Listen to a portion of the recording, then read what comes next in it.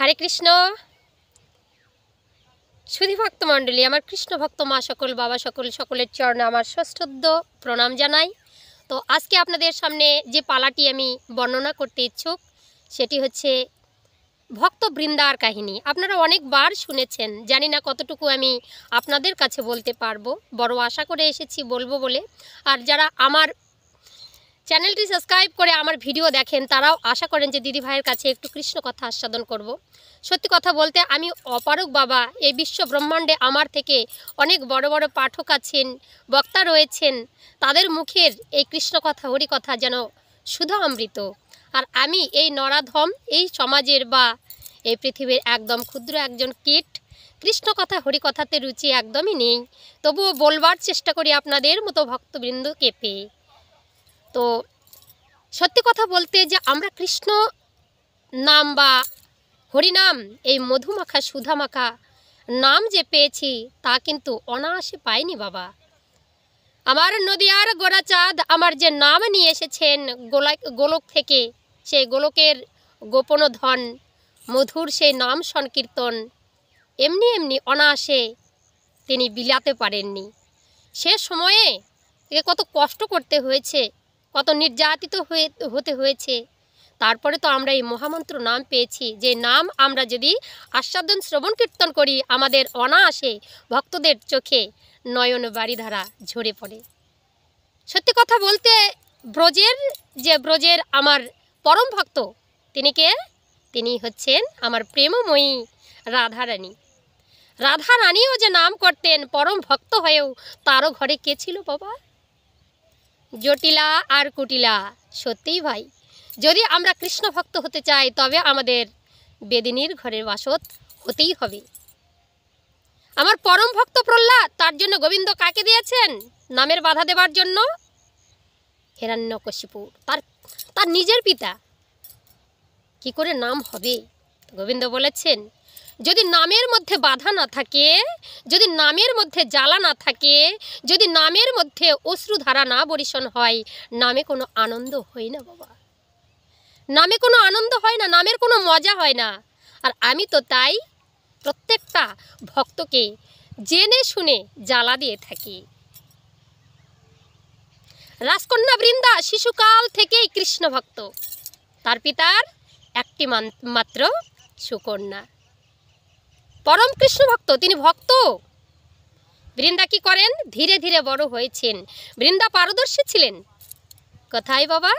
ভাগবত পাঠে। প্রচণ্ড ভাগবত পাঠ করতেন, খুব সুন্দর ভাগবত ভজন কীর্তন করতেন। বৃন্দা ধীরে ধীরে বড় হয়েছেন। আর পিতা রাজামশাই কি করেছেন? স্বয়ংবর সভার আয়োজন করলেন। বৃন্দার বিয়ে দিতে হবে, বিবাহ দিতে হবে।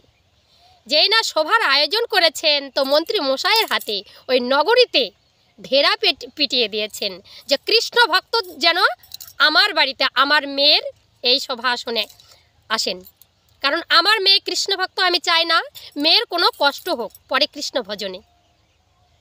চারিদিকের যত বাবা ওই সন্ন্যাসী, ওই যোগীগণ, যত ভক্ত, কৃষ্ণ ভক্ত, হরিভক্ত, গৌর ভক্ত, বৈষ্ণব ভক্তবৃন্দুর আগমন হয়েছেন, সবাই সুসজ্জিত হয়ে বসে আছেন। আর একজন আসলেন বাবা, সে কে? পরম চোর। এই সমাজের মধ্যে রাতে চুরি করে দিনে ঘুমায়, সেই চোর কে বাবা? সে হলো সুদর্শন। সমাজে ভালো নাম ডাক আছে, তাকে দেখে মানুষ থরথর করে কাঁপে। কার গা থেকে গয়না খুলতে হবে, কার বাড়িতে গিয়ে শীত কাটতে হবে, কাল আলমারির ওই লকার ভাঙতে হবে, সব কিছু জানা পারদর্শী। সে বলছে আজকে রাজার মেয়ের স্বয়ংবর সভা, আমি এখানে বসে কি করছি? সে কি করেছে বাবা? ওই চোর কি করেছে? ওই যারা ধুতি টুতি পড়তে পারে বাবা তাদেরকে ভয় দেখিয়ে বেশ সেজে গুজে ওই মালা তিলক ধারণ করে ওই শোভা মাঝে চলে এসেছে। কারণ কি? রাজার মেয়েকে যদি আমি বিবাহ করতে পারি তাহলে রাজার যত ধন সম্পত্তি আছে সব তো আমার হবেই, তা বাদে যত গয়না গাটি সব চুরি করে নিয়ে চলে যাব। বউ নিয়ে কোনো কাজ নেই, চুরি করাই আমার পেশা। সুদর্শন চলে এলো। আর এদিকে কি করেছেন বাবা? বৃন্দা দেখে দেখে সবাইকে দেখে তো সবাই সকলের চরণ ধুলি নিচ্ছে। ভক্তদের কাজ কি? চরণ ধুলি নেওয়া। আর সবাই যখন চরণ ধুলি নিচ্ছে আর বৃন্দা দেখছেন ওই সুদর্শন কি করেছেন, এদিক থেকে ওইদিকে গড়াগড়ি দিচ্ছেন, ওদিক থেকে ওদিকে গড়াগড়ি দিচ্ছেন, মানে এতই ভক্ত তিনি। হরে কৃষ্ণ। বৃন্দা বাবা সবাইকে ছেড়ে ছুড়ে ওই সুদর্শনের গলায় ওই ফুলের মালাটা পরিয়ে দিলেন, বরমাল্যটা পরিয়ে দিয়েছেন। যত সাধু সন্ত ছিল সকলে মিলে উঠে চলে গেলেন আর বিবাহ শুরু হয়ে গেল। ছাতনাতলায় বিবাহ হচ্ছে। বিবাহর পরে পিতার চরণে বৃন্দা প্রণাম করতে গেছে যে এ কি করলি মা তুই? সমাজে যত ভক্তবৃন্দ ছিল সবাইকে নিয়ে এসে হাজির করেছি, তুই কিনা আজকে চোরকে তুই মালা পরালি, বরমাল্যটা কেন দিলি তুই মা? নিজের জীবনে তুই সর্বনাশ ডেকে আনলি, আমি তো এটা চাইনি।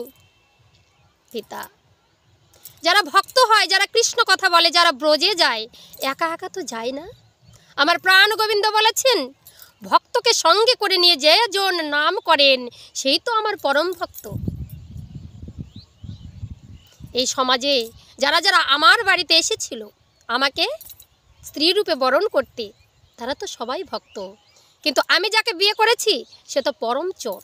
সেটা আপনিও জানেন পিতা, আমিও জানি। তাই জেনে শুনে আমি চোরকে বিবাহ করেছি, কারণ ভক্তের কাজ এটা। মানে সমাজে পড়ে থাকা অনাহত ব্যক্তিদের, পাপাচারী ব্যক্তিদের একটু পরশ দিয়ে তাদেরকে উদ্ধার করা, এই হচ্ছে নামের মাহাত্ম্য। পিতা বলছে বাবা ঠিক আছে।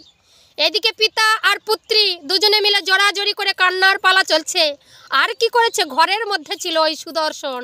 সে বইয়ের দিকে খোঁজ করাকরি নয় বাবা, ঘরের মধ্যে ঢুকে চারিদিকে লকার আলমারি কোথায় কি আছে হন্তদন্ত করে খুঁজে চলেছে। কি খুঁজছে? বৃন্দার গায়ের গহনা। চারিদিকে খুঁজতে খুঁজতে খুঁজতে খুঁজতে এক আনা সোনাও পেল না। বলছে কি সোনা কোথায় রাখলো? বিবাহের সময় দেখলাম যে গলার হার, হাতে কঙ্কন আর কত কিছু, কানের পাশা কোথায় রেখেছে? আজ আমি এই মাত্র চুরি করব, এখান থেকে চম্পট দেব, যা হয় হবে। সঙ্গে সঙ্গে পিতার কাছে বিদায় নিয়ে বাসর ঘরে প্রবেশ করেছে বৃন্দা মাতা আমার। আর গিয়ে দেখছে স্বামী যেন হন্তদন্ত। স্বামী কি খুঁজছেন? চমকে উঠেছে সুদর্শন, চমকে উঠল। কই কিছু না তো, তুমি যে এখনই বড় খুঁজছিলে, কি খুঁজছো? আমি বুঝতে পেরেছি স্বামী, তুমি আমার গায়ের গহনা খুঁজছো। জানো স্বামী, গহনা তুমি এক আনাও এখানে পাবে না। কেননা যারা কৃষ্ণ ভক্ত হয়, যারা হরিভক্ত হয়, তাদের গহনা একমাত্র তুলসীর হার, তুলসীর বালা, তুলসীর মালা। জয় জয় নিতাই গৌর সীতানাথ প্রেমানন্দে হরি হরি বল, হরি বল, হরি বল। তুলসী ছাড়া কোনো গহনা হয় না। এক আনা সোনাও আমার ঘরে তুমি পাবে না, কারণ আমি জেনেছি। এই বুঝি জেনে গেছে, থরথর করে কাঁপছে সুদর্শন। সবাই বুঝি জেনে গেল যে আমি চোর। বৃন্দা কথাটা মনে মনে ভাবাও সারা, আর বৃন্দা বলেও সারা যে তুমি চোর, সেটা আমি আগে থেকেই জানতাম। কেননা যারা সাধু সন্ত, যারা গুণীজন, যারা জ্ঞানী ব্যক্তি, তারা ভক্তদের চরণ ধুলি নেয়। আর তুমি কি করেছিলে? এপার থেকে ওপারে গড়িয়ে যাচ্ছ, ওপার থেকে ওপারে গড়িয়ে যাচ্ছ। আমি দেখলাম প্রচণ্ড ভক্তি তোমার মাঝে, অধিক ভক্তি চোরের লক্ষণ, আমি বুঝে গেছি। বৃন্দা ছটফট করছে সুদর্শন চলে যেতে। স্বামী কোথায় যাচ্ছে? দাঁড়াও, তুমি আজ থেকে আমার স্বামী। বললে তো তুমি যেতে পারবে না, তবে তোমার চরণ ছুঁয়ে প্রতিজ্ঞা করছি স্বামী, আজ বাসর রাতে তোমাইকে আমি কথা দিচ্ছি, 7 দিন পর, আজ থেকে আমাইকে 7 দিন তুমি সময় দাও। 7টা দিন আমার কাছে থাকো। আমি তো তোমার নববধূ, আমারও তো মনোবাসনা কিছু আছে। তুমি 7টা দিন আমার ঘরে থাকো। 7 দিন পরে তোমায় আমি ছুঁয়ে প্রতিজ্ঞা করলাম, আমার যত গহনা আছে সব তোমার হাতে অর্পণ করে দেব, তুমি নিয়ে চলে যেও, আমার কোনো বাধা থাকবে না। সঙ্গে সঙ্গে সুদর্শন বলল, ও ঠিক আছে, তবে 7 দিন পরে যদি সব গয়নায় পেয়ে যাব, তাহলে 7টা দিন থাকলেই কি, থেকে যাই।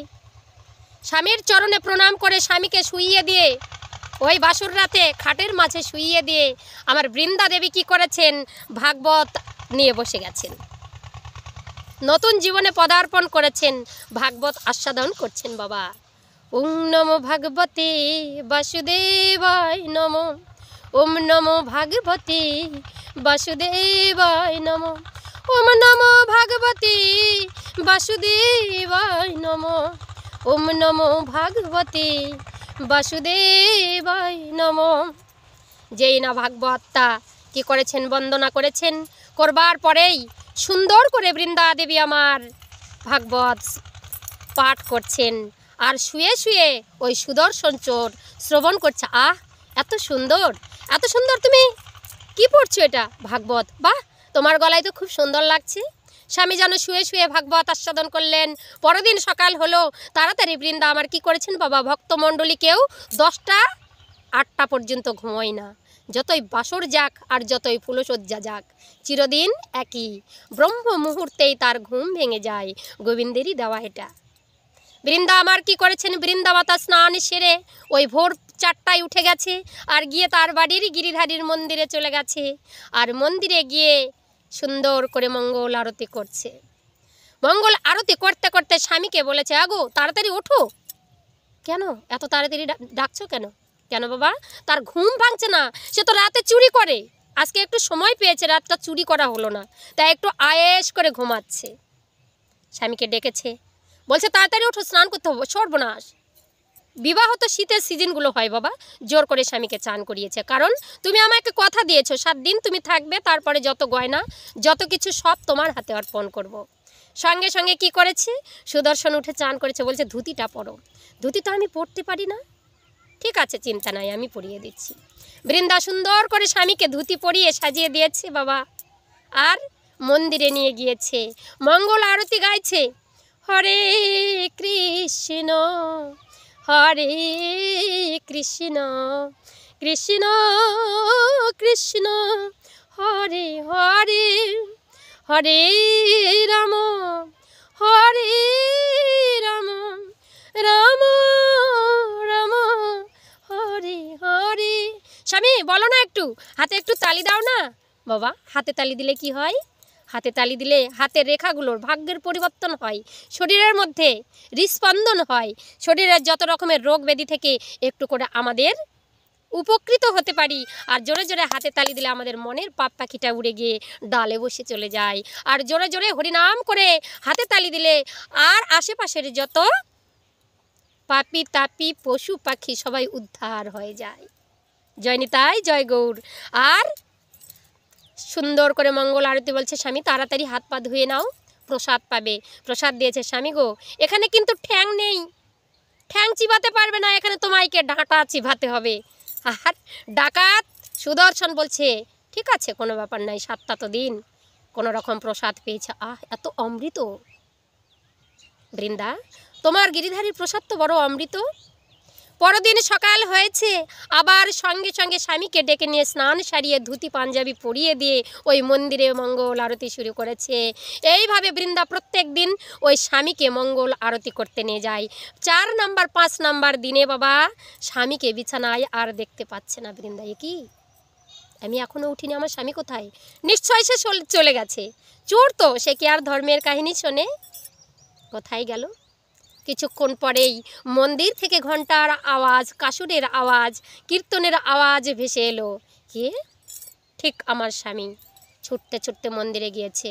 মন্দিরের দূর থেকে দেখে এলো বৃন্দা, কিছু বলল না, নিজে স্নান করে স্বামীর পাশে গিয়ে মঙ্গল আরতি গাইতে থাকলেন। এবার কি করেছেন, 5 নাম্বার দিন পেরিয়ে গেল, 6 নাম্বার দিন। 6 নাম্বার দিনেও আমার সেই আগে আগে সুদর্শন চলে গেছে মন্দিরে, দেখুন। আর মন্দিরে না গিয়েছে, আর তার কখন যেন না জানতেই কৃষ্ণ ভক্তের উদয় হয়েছে ভিতরে। 7 নাম্বার দিনে বৃন্দাকে ডাকতেও হলো না, স্বামী আগেই চলে গেছে মন্দিরে। মন্দিরে গিয়ে আরতি করছে। আর বৃন্দা বলছে, এখনও কেন বৃন্দা আসছে না, কি ব্যাপার? আমি একা একা এসেছি মন্দিরে, গিরিধারীর আরতি করছি। বৃন্দা তো এমনটি সময় শুয়ে থাকে না। সঙ্গে সঙ্গে স্বামী কী করলেন, ভোগ আরতি সেরে ওই বৃন্দার ঘরে প্রবেশ করেছেন। বৃন্দা, আজকে কেন মন্দিরে গেলে না? তুমি না গেলে বড় অসহায় লাগে, একা একা ভজন ভালো লাগে না। বৃন্দার নয়ন বাড়িধারা বাবা ভেসে যাচ্ছে। আর বৃন্দা একটা পুটুলিতে, লাল পুটুলিতে নিজের গায়ের যত গহনা তার থেকে বেশি পিতার ঘর থেকে এনে কানের পাশা, গলার মালা, হার যা আছে চূড় সবগুলো বেঁধেছে স্বামী। আজ আমি মন্দিরে যাইনি, কেননা আজকে তোমার বিদায়ের সময় তো, তাই মনটা আকুল হয়ে গেছে, যেতে ইচ্ছা করছে না। বিদায়ের সময় মানে 7 দিন হয়ে গেছে স্বামী। এই যে দেখো সোনার পুটুলিতে, এই যে পুটুলির মধ্যে সোনা দানা সব বাঁধা আছে, তুমি নিয়ে যাও, সব নিয়ে চলে যাও, আমার চাই না। বাবা প্রত্যেক দিন শুইতো, আর প্রত্যেক দিন যে টাইমটা বসে থাকতেন, সেই বৃন্দার স্বামী সুদর্শন মালাটা দিয়ে দিত হাতে। হাতে মালা জপ করো, তুমি 16 মালা করবে প্রত্যেক দিন। 16 মালা করলে কত নাম হবে বাবা? 25,000 নাম। প্রত্যেকটা শ্বাসের সাথে সাথে, যা আমাদের 24 ঘন্টায় শ্বাসের গতি কত? 21,600 বার। কিন্তু 16 মালা জপ করলে, কেউ কেউ বলে 24,000 বার শ্বাসের গতি, 16 মালা জপ করলে ওই 24,000 21,000 ডিঙ্গিয়ে 25,000 নাম জপ হয়। যদি যেদিন যেমন তেমন করে সুদর্শন নাম করত। কবে যে পরশ পেয়েছে বাবা ভক্তের, ভক্তের পরশে সেই আগে ভক্ত হয়ে গেছে। এ কি বলছো বৃন্দা? আমি তোমার ওগুলো চাই না। কেননা স্বামী, তোমাকে আমি কথা দিয়েছি, আমি তো কথা খেলাপ করব না। তুমি তো থাকবে না, সেদিনই চলে যেতে। আমি আর যেতে চাই না। তবে তুমি যদি যেতেই দাও, আমাকে বিদায় দাও, আমি বৃন্দাবনে চলে যাই। এই মায়ার সংসারে আমি থাকবো না। এত চুরি করেছি, ডাকাতি করেছি, মাস্তানি করেছি, কোনোদিন এইরকম প্রসাদ তো পাইনি, কোনোদিন তোমার মতো ভক্তেরও সঙ্গ পাইনি। আমাকে কেউ কোনোদিনও বলে দেয়নি, সবাই শুধু আমাকে ভয় পেয়েছে। বৃন্দা, আজ আমাকে তুমি যদি বিদায় দিতে চাও, চিরতরে আমাকে বিদায় দাও, আমি ব্রজেতে চলে যাব, বৃন্দাবনে চলে যাব। আমি আর এই সংসারে প্রত্যাবর্তন করতে চাই না বৃন্দা। তুমি আমায় ক্ষমা করো, আমি যে গয়না কিচ্ছু চাই না বৃন্দা, ক্ষমা করো প্রিয়া। বলছে বৃন্দাবনে যাবে? আমি বৃন্দাবনে চলে যেতে চাই, আমি ভক্ত সঙ্গ করতে চাই। আমি ভক্তের সঙ্গ পেলে আমার মতো পাপী উদ্ধার হয়ে যাবে। আমি তো পাপী, আমায় কি তুমি বিদায় দেবে না বৃন্দা? স্বামী, দেব। পিতা দৌড়ে এসেছে। কি হয়েছে মা, কান্নাকাটি কেন? পিতা, আজকে তোমার জামাইয়ের চলে যাবার পালা। তোমার জামাই নাকি যাবে না, সে বৃন্দাবনে। এ কি, তুমি বৃন্দাবনে যাবে? বাবা, ওকে তুমি বাধা দিও না, ও চলে যাক, ব্রজে চলে যাক। পিতা আর কিচ্ছু বললেন না। বৃন্দা, তুমি যা মনে করো ভালো, ভক্ত মানুষ তো। পিতা সব জানতেন। পিতার তার শ্বশুরের চরণে প্রণাম করেছে আর দাঁড়িয়ে আছে। শ্বশুর মশাই চলে গেলেন ঘর থেকে। বৃন্দাকে বলছে, বৃন্দা, যাবার বেলায় একটা বার তোমাকে পরশ করতে দেবে? একটু তোমার আমি পরশ পেতে চাই। স্বামী, তুমি না ব্রজে যাবে? বৃন্দা, দয়া করো আমায়, আমি তোমাকে কামের লালসায় পরশ পেতে চাই না, আমি তোমাকে ভক্তের লালসায় তোমার পরশ পেতে চাই। কারণ কৃষ্ণ ভক্ত পরশমণি। যদি সঠিক কৃষ্ণ ভক্ত হয়, তার মুখে আস্বাদন, তার মুখে নাম শ্রবণ কীর্তন যদি কর্ণপাত হয়, সেই লোহাও সোনা হয়ে যায়। আমি যে বড় পাপী, আমায় তুমি একবার ছুঁয়ে দেবে না? একবার তুমি আমায়কে আশীর্বাদ করো। এ কি বলছো স্বামী? 7 জনমের বন্ধন তোমার সঙ্গে আমার। তুমি চোর হও, ডাকাত হও, যা খুশি হও, তুমি তো আমার স্বামী। আমি তোমার চরণ ধরে প্রণাম করছি। আর তুমি যদি ব্রজে যাও, ব্রজে গিয়ে যদি গিরিধারীর দর্শন পাও, তবে আমারও কথা বলো। এতদিন আমি নাম করেছি, জপ করেছি, কিন্তু তোমার মতো ভক্তি আমার এখনও উদয় হয়নি। তাই তো আমি যেতে পারছি না। তোমার চরণে আমি প্রণাম জানাই স্বামী। তুমি যাও, তুমি যাই গিরিধারীর দর্শন পাও, ব্রজের মাটিতে যাও, ভক্ত সঙ্গ করো, নাম করে জয় জয় নিতাই গৌর সীতানাথ প্রেমানন্দে হরি হরি বল। বৃন্দা স্বামীকে বাবা বিদায় দিয়ে দিলেন। দেখুন কৃষ্ণ ভক্তরা কেমন হয়। একা একা পারে গেলে হবে না বাবা। প্রেম সে বলো রাধে রাধে, প্রেম সে বলো গিরিধারী লাল কি জয়, প্রেম সে বলো রাধা রানী কি জয়, প্রেম সে বলো বৃন্দাবন ধাম কি জয়। জয় জয় শ্রী রাধেশ্যাম রাধেশ্যাম রাধেশ্যাম।